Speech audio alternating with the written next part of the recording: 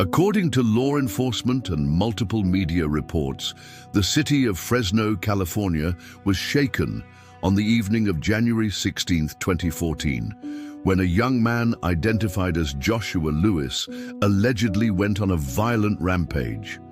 Lewis, who was just 21 years old at the time, was described by authorities as a documented member of the East Side Fresno Bulldogs gang. Police also noted that he had an extensive history of arrests involving drugs, weapons, and gang-related activity. His name was already familiar to law enforcement, but no one could have predicted the level of chaos and destruction that would allegedly unfold on that winter evening.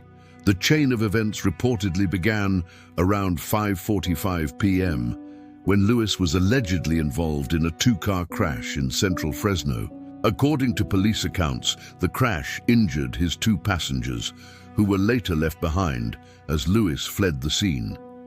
Witnesses said he did not stay to check on the injured or attempt to help, but instead allegedly set his sights on escaping by force. Authorities stated that he confronted a woman nearby, allegedly pointing a weapon and ordering her to hand over her vehicle. Reports said the woman complied out of fear, and Lewis forced her to drive him to another location before she managed to get away unharmed. From there, the night spiraled into further violence.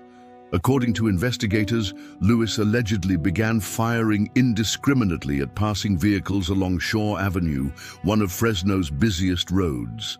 Bullets struck multiple cars. Among the victims was 65-year-old Nia Lee, who was driving his pickup truck at the time. Authorities later reported that Lee was fatally struck, and his wife, who was in the vehicle with him, was also wounded in the attack. Another driver, operating a minivan, was reportedly hit by gunfire and left in critical condition. The randomness of the shootings terrified residents, who later described feeling unsafe, even leaving their homes that night.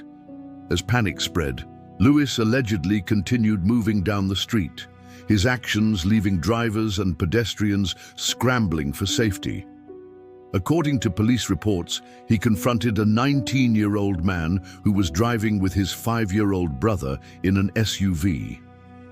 Witnesses later told investigators that Lewis allegedly ordered the brothers out of the vehicle at gunpoint. The children were reportedly unharmed, but the encounter underscored the sheer danger of the situation and the unpredictability of Lewis's actions. It was during this moment, authorities said, that an off-duty corrections officer happened to be in the area. The officer reportedly witnessed the unfolding violence and took action. According to statements released at the time, the officer drew his firearm and fired several rounds at Lewis in an attempt to stop him. Some reports indicated that Lewis may have been struck, while others noted that it remained unclear whether the bullets actually made contact. What was confirmed is that Lewis then fled in the stolen SUV, driving recklessly away from the scene. The pursuit did not last long. Authorities stated that Lewis lost control of the stolen SUV several miles away, crashing the vehicle and being violently ejected in the process. Emergency responders arrived quickly, but it was too late. The Fresno County Coroner's office later determined that Lewis's cause of death was blunt force trauma from the crash and ejection, not from gunfire. In other words, the rampage ended not by police bullets, but by the suspect's own reckless driving. After the scene was secured, investigators began piecing together the timeline of what had occurred over the course of less than an hour. According to police, Lewis's actions left one man dead, several people wounded, and countless others traumatized. Officials described it as a senseless outburst of violence with no clear motive.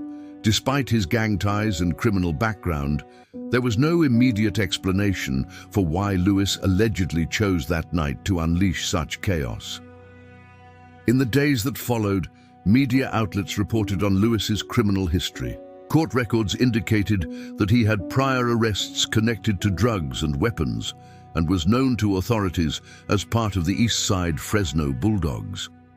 According to officers, his violent actions in 2014 were consistent with a pattern of escalating behavior, although no one could have foreseen the extent of destruction he allegedly caused that evening.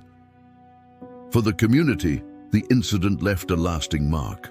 Residents described feeling fear in the days that followed, with some saying they locked their doors earlier than usual and avoided going out at night.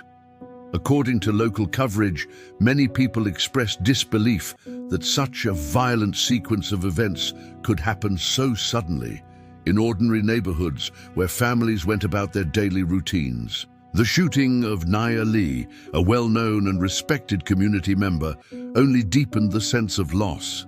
His wife's survival, though seen as a relief, was a reminder of how close the tragedy had come to claiming even more lives. Authorities eventually closed the investigation with the conclusion that Joshua Lewis died accidentally from the crash he caused while attempting to flee. His death meant there would be no trial, no further criminal proceedings, and no opportunity for families to hear a courtroom verdict. According to legal experts interviewed at the time, the outcome left survivors and victims' families with lingering questions, but the official record made clear that the violence ended with the suspect's own fatal crash. Even years later, the story of Joshua Lewis is remembered in Fresno as a chilling example of how quickly one person's actions can spiral into widespread devastation. According to officers who responded, the events of January 16, 2014 remain among the most unpredictable and violent episodes they had seen.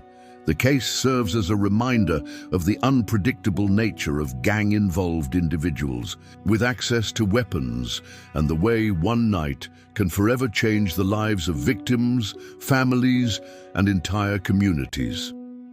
Thank you for tuning in to another compelling episode of True Crime Stories. Don't forget to subscribe, like the channel, and put the bell notification on so you never miss a new case. I'm your host, Robert Stacks. Stay with us for the next episode of True Crime Stories.